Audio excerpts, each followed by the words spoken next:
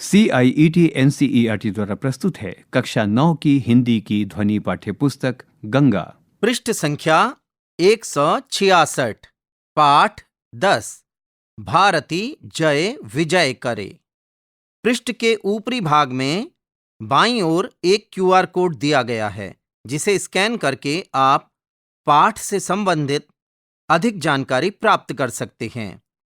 पृष्ठ के ऊपरी भाग में दाईं ओर महाप्राण सूर्यकांत त्रिपाठी निराला जी का चित्र दिया गया है। सूर्यकांत त्रिपाठी निराला। सूर्यकांत त्रिपाठी निराला का जन्म सन 1899 में बंगाल के महिषादल में हुआ।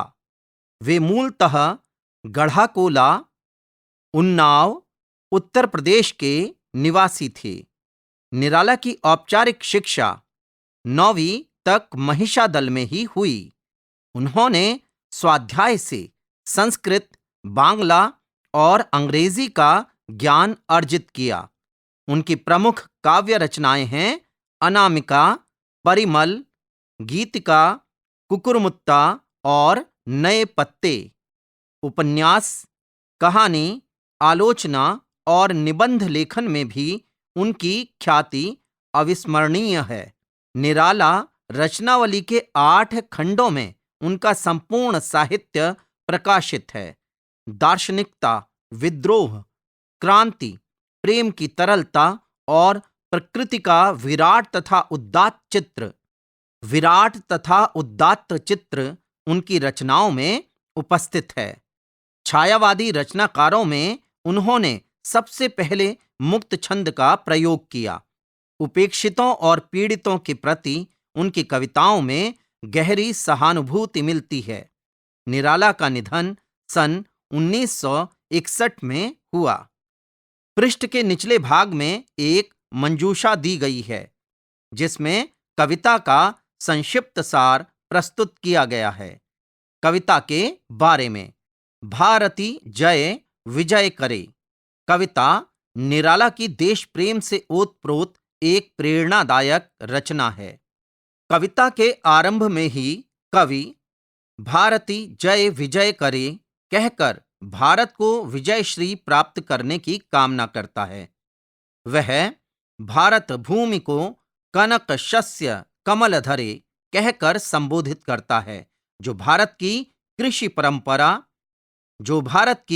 कृषि परंपरा और श्रम के सौंदर्य को दर्शाता है। कविता में भारत की भौगोलिक सुंदरता का ऐसा चित्र खींचा गया है मानो भारत कोई देवी हो, जिसके चरणों को समुद्र अपने जल से धोता है। नदी, वन, पुष्प, हिमालय, गंगा आदि प्राकृतिक शोभा को भारत के वस्त्राभूषण की तरह प्रस्तुत किया गया है। कवि भारत को एक चेतन सत्ता के रूप में देखता है, जिसकी दिशाओं में ओंकार की गूंज हो रही है और जो अनेक तरह के स्वरों और विचारों से समृद्ध है। पृष्ठ संख्या 167। पृष्ठ पर भारत भूमि के प्राकृतिक सौंदर्य से परिपूर्ण एक चित्र दिया गया है, जिसमें हिममंडित पर्वत हैं, कलकल कर बहती नदी है, खिले खिले कमल हैं, विभिन्न प्रकार की वनस्पतियां हैं। भारती जय विजय करे।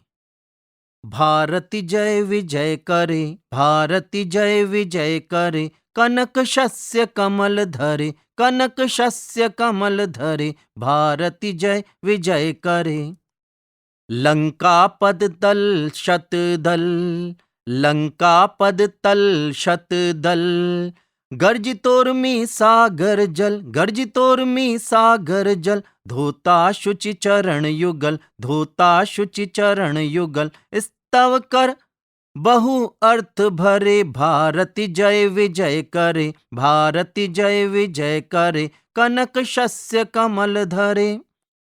तरु तृण वन लता वसन, तरु तृण वन लता वसन, अंचल में खचित सुमन, अंचल में खचित सुमन, गंगा ज्योतिर्जल कर्ण, धवल धार हार गले, धवल धार हार गले, भारती जय विजय करे, भारती जय विजय करे। मुकुट शुभ्र हिम तुषार, मुकुट शुभ्र हिम तुषार, प्राण प्रणव ओंकार, प्राण प्रणव ओंकार, ध्वनित दिशाएं उदार, ध्वनित दिशाएं उदार, शतमुख शतरव मुख रे, भारती जय विजय करे, भारती जय विजय करे। पृष्ठ संख्या 168। अभ्यास। पहला शीर्षक रचना से संवाद। पहला उपशीर्षक मेरे उत्तर मेरे तर्क। दिए गए प्रश्नों के सटीक उत्तर चुनिए और यह भी बताइए कि आपको ये उत्तर उपयुक्त क्यों लगते हैं। पहला प्रश्न, भारती जय विजय करे कविता में विशेष रूप से क, भारत की भौगोलिक संरचना की प्रशस्ति की गई है, ख, भारत की सांस्कृतिक विविधता बताई गई है, ग, भारत के ज्ञान, प्रकृति और संपन्नता की प्रशंसा की गई है, घ, भारत के खनिज पदार्थों के बारे में बताया गया है। प्रश्न 2, कनक शस्य कमल धरे पंक्ति का भावार्थ है क, भारत की धनधान्य संपन्नता, ख, भारत की नदियों का सौंदर्य, ग, भारत के लोक जीवन की सुंदरता, घ, भारत की सैन्य शक्ति और औद्योगिक विकास।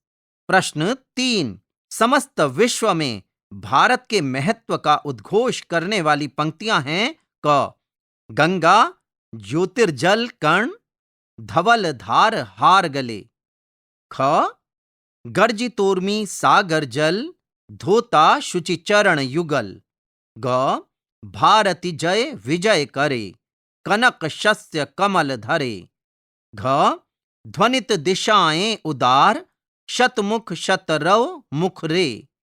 प्रश्न 4, कविता की भाषा और शैली किस विशेषता से संपन्न है। क, सरल बोलचाल की भाषा, ख, संस्कृत निष्ठ और समास युक्त, ग, सरस और हास्य व्यंग्यपूर्ण, घ, संवादात्मक और विश्लेषणात्मक। पृष्ठ संख्या 169। प्रश्न 5, भारत के वस्त्रों में तरु तृण वन लता और गले में गंगा धारा को चित्रित कर कवि किस प्रकार की चेतना का संदेश देते हैं। क, पर्यावरणीय और सांस्कृतिक, ख, राष्ट्रीयता और देश प्रेम, ग, ऐतिहासिक और भौगोलिक, घ, सामाजिक और राजनीतिक। दूसरा उपशीर्षक अर्थ और भाव। दी गई पंक्तियों का अर्थ समझते हुए इनका भाव स्पष्ट कीजिए। क, लंका पद दल शत दल, गर्जितोर्मी सागर जल, धोता शुचि चरण युगल, ख, प्राण प्रणव ओंकार, ध्वनित दिशाएं उदार, शतमुख शतरव मुख रे। तीसरा उपशीर्षक मेरी समझ मेरे विचार। दिए गए प्रश्नों पर कक्षा में चर्चा कीजिए और उनके उत्तर लिखिए। प्रश्न 1, कविता में कवि की किस भावना की अभिव्यक्ति मिलती है। प्रश्न 2, कविता में भारत के प्राकृतिक सौंदर्य का वर्णन किस प्रकार किया गया है। क्या आप मानते हैं कि प्रकृति का संरक्षण करना भी देश प्रेम का काम है? क्यों? प्रश्न 3, कनक शस्य कमल धरे पंक्ति भारत भूमि की किन किन विशेषताओं की ओर संकेत कर रही है। प्रश्न 4, मुकुट शुभ्र हिम तुषार पंक्ति में हिमालय को भारत का मुकुट बताया गया है। क्यों? दूसरा शीर्षक विधा से संवाद। पहला उपशीर्षक कविता का सौंदर्य। दी गई पंक्तियों को पढ़िए। भारती जय विजय करे, कनक शस्य कमल धरे। पृष्ठ संख्या 170। इन पंक्तियों में कवि ने चित्रात्मक भाषा का प्रयोग करते हुए भारत भूमि का मनोरम चित्र प्रस्तुत किया है। इस कविता की कुछ अन्य विशेषताओं की सूची पृष्ठ पर दी गई है। कविता में से उन विशेषताओं वाली पंक्तियों को ढूंढकर लिखिए। पृष्ठ पर एक तालिका दी गई है जिसमें 2 कॉलम यानी स्तंभ हैं। पहला स्तंभ विशेषताएं, दूसरा स्तंभ कविता की पंक्तियां। विशेषताएं: पहली विशेषता प्रकृति का मानवीकरण, दूसरी विशेषता आलंकारिक प्रयोग, तीसरी विशेषता समस्त पद सामासिक पद का प्रयोग, चौथी विशेषता संस्कृत निष्ठ भाषा प्रयोग। चारों विशेषताओं के आगे कविता की पंक्तियों के लिए रिक्त स्थान दिया गया है।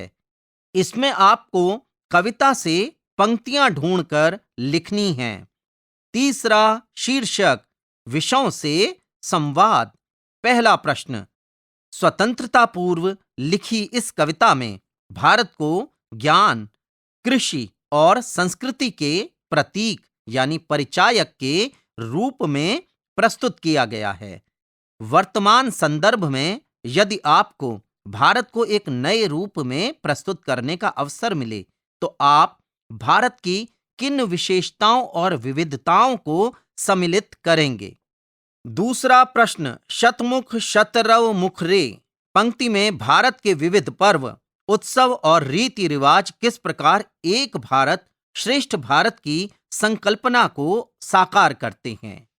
तीसरा प्रश्न, भारत को सुदृढ़ करने में इसकी प्रकृति, संस्कृति और ज्ञान परंपरा के महत्व को बताते हुए संक्षिप्त लेख लिखिए।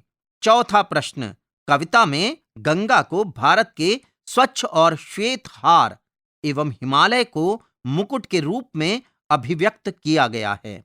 वर्तमान संदर्भ में बताइए कि बढ़ते प्रदूषण और जलवायु परिवर्तन ने हमारी नदियों और हिमालय को किस प्रकार प्रभावित किया है। उपशीर्षक विविध रंग भारत के।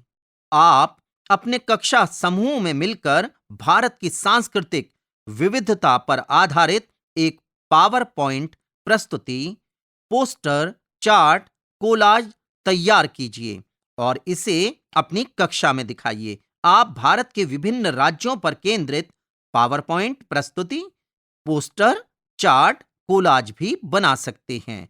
चौथा शीर्षक सृजन। पहला प्रश्न, मान लीजिए आपको भारत को एक मनुष्य के रूप में कल्पित करते हुए सुसज्जित करने का अवसर मिले तो आप अपने राज्य के किन सांस्कृतिक पारंपरिक वेशभूषा, आभूषण, चिन्हों, पुष्पों आदि का प्रयोग कर उसकी सज्जा करेंगे? पृष्ठ 171। दूसरा प्रश्न, भारत पर आधारित एक डाक टिकट, पोस्टर या पुस्तक के लिए आवरण पृष्ठ बनाइए और बताइए कि आप उसमें किन किन प्रतीकों को सम्मिलित करेंगे और क्यों। तीसरा प्रश्न, नदी की यात्रा।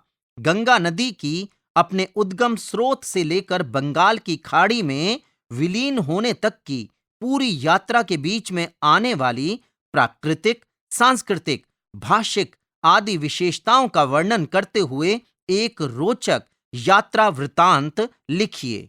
संकेत, पर्वतीय सौंदर्य से लेकर गंगा सागर तक की संस्कृति इत्यादि। पांचवा शीर्षक भाषा से संवाद के अंतर्गत व्याकरण की बात। पहला उपशीर्षक बहुभाषी देश हमारा। भारत की एक विशेषता उसकी बहुभाषिकता है। यदि आपको एक सचेत नागरिक के रूप में भारत से अपनी मातृभाषा में संवाद करने का अवसर मिले तो आप किन विषयों पर और क्या-क्या संवाद करना चाहेंगे? इन संवादों को अपनी मातृभाषा और हिंदी में लिखिए। संकेत, समाज, पर्यावरण, संस्कृति आदि।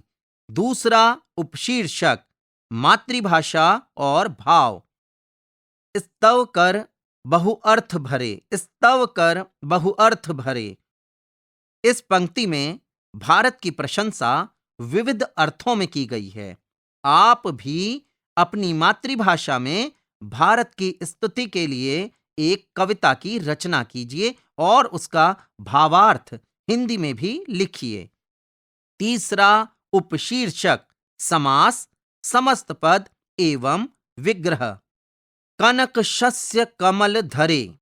इस पंक्ति में कनक शस्य का अर्थ है कनक के समान शस्य, यानी सोने जैसी फसलें, और कमल धरे का अर्थ है हे कमल को धारण करने वाली।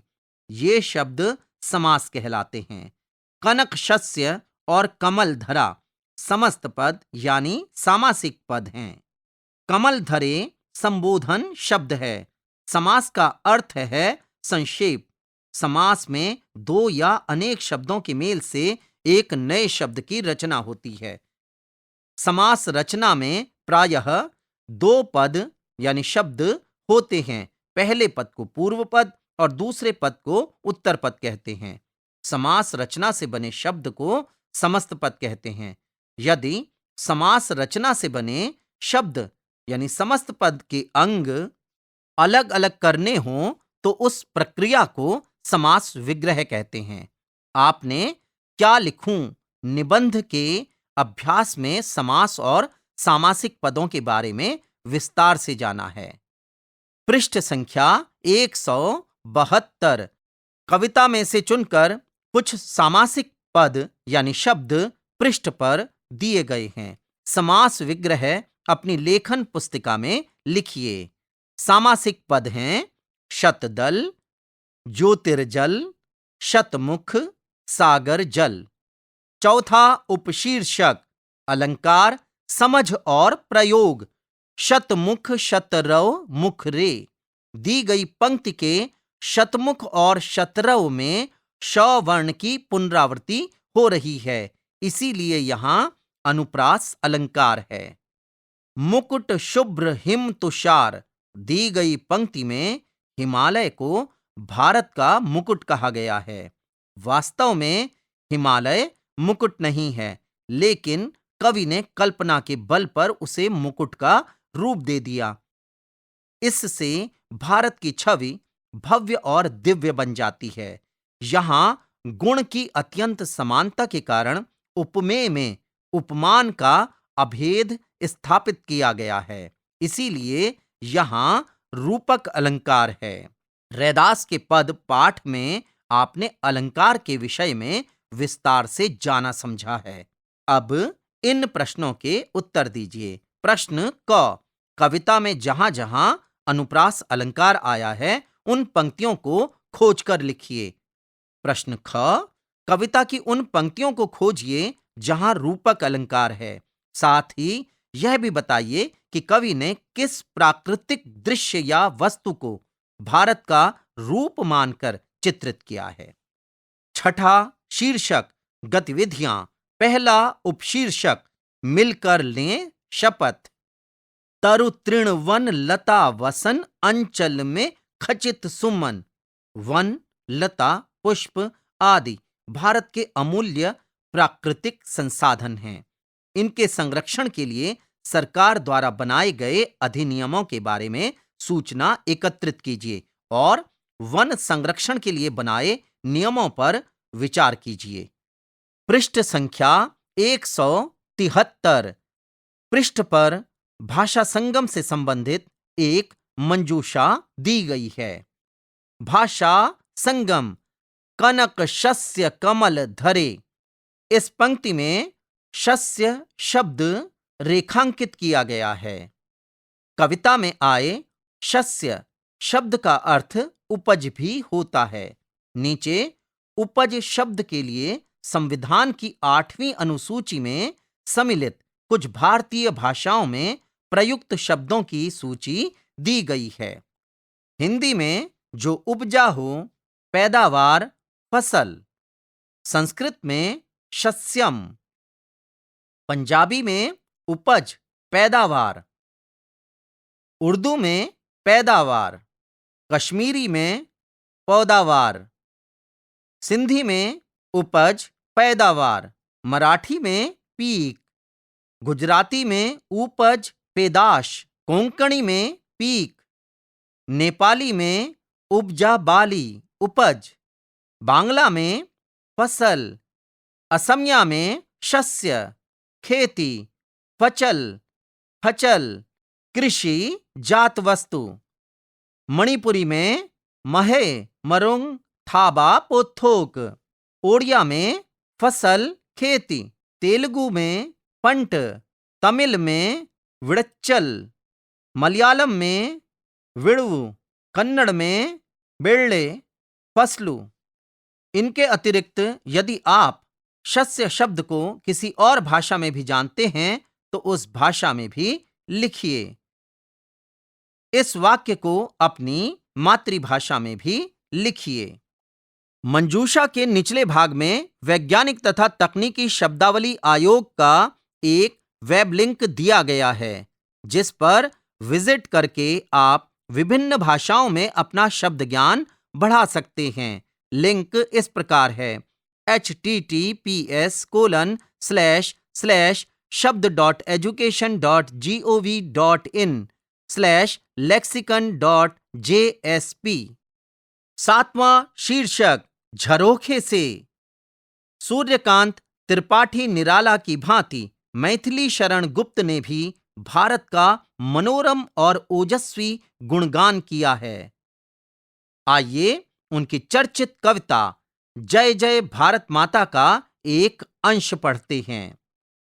पृष्ठ पर हिम से ढके पर्वतों, हरे भरे खेतों, वनस्पतियों, मनभावन पुष्पों का चित्र दिया गया है, जिसमें आकाश के एक ओर बादल छाए हैं और एक हिरण मंत्रमुग्ध सा खड़ा है। जय जय भारत माता। जय जय भारत माता, जय जय भारत माता, तेरा बाहर भी घर जैसा रहा प्यार ही पाता। जय जय भारत माता, जय जय भारत माता। ऊंचा हिया हिमालय तेरा, उसमें कितना दर्द भरा, फिर भी आग दबा कर अपनी रखता है वह हमें हरा। ऊंचा हिया हिमालय तेरा, उसमें कितना दर्द भरा, फिर भी आग दबा कर अपनी रखता है वह हमें हरा। 100 सोतों से फूट फूट कर पानी टूटा आता। जय जय भारत माता, जय जय भारत माता, जय जय भारत माता। मैथिली शरण गुप्त। इस कविता को पुस्तकालय से ढूंढकर पूरा पढ़िए। पृष्ठ संख्या 174। 8वां शीर्षक खोजबीन। प्रश्न 1। देश प्रेम से संबंधित अन्य कविताएं पुस्तकालय इंटरनेट से खोजकर पढ़िए और किसी एक कविता का कक्षा में वाचन भी कीजिए। प्रश्न 2। इस कविता की तरह ही संस्कृत निष्ठ शब्दावली से युक्त निराला की एक अन्य कविता वरदे वीणा वादिनी वरदे पुस्तकालय इंटरनेट से ढूंढकर पढ़िए। अब अभ्यास का एक महत्वपूर्ण बिंदु शब्द संपदा। भारती, भारती अर्थात सरस्वती, वाणी, वाणी की अधिष्ठात्री भारत माता। कनक अर्थात सोना, पलाश, चंपा। शस्य अर्थात फसल, खेती, अन्न, धान्य, वृक्षों का फल। नई, घास, कोमल, तृण, सद्गुण। पदतल अर्थात तलवा, पैरों के नीचे। शतदल अर्थात कमल। गर्जी तोरमी, गर्जी अर्थात बादलों का गर्जन, गरजती तरंगों का गर्जन।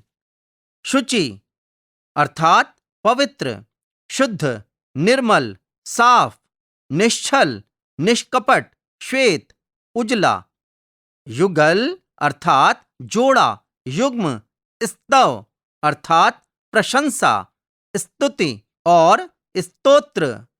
एक पदार्थ, तरु अर्थात वृक्ष, पेड़, तृण अर्थात तिनका, घास, खरपात, लता अर्थात जमीन या किसी आधार पर फैलने वाला पौधा, वल्लरी, बेल, वसन, वस्त्र, आवरण, निवास, मूर्ति, प्रतिमा, अंचल, देश का प्रांत भाग, आंचल, कोना, तट, किनारा, वस्त्र का छोर।